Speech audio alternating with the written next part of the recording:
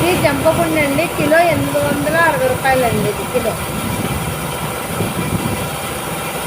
అలాగే ఇది ముక్క అన్నమాట, 720 అండి. ఇది యావరేజ్ గుండె అండి, కిలో 750 రూపాయలు అన్నమాట. ఇది కూడా 750 రూపాయలండి.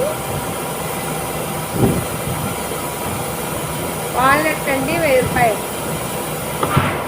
ఇది 1050 రూపాయలండి పిస్తా. ఇది కుమ్మిడి బాదం పప్పు అండి, 830 రూపాయలు. ఇది కుమ్మిడి గింజలు అన్నమాట, కిలో వచ్చేసి 400 అండి.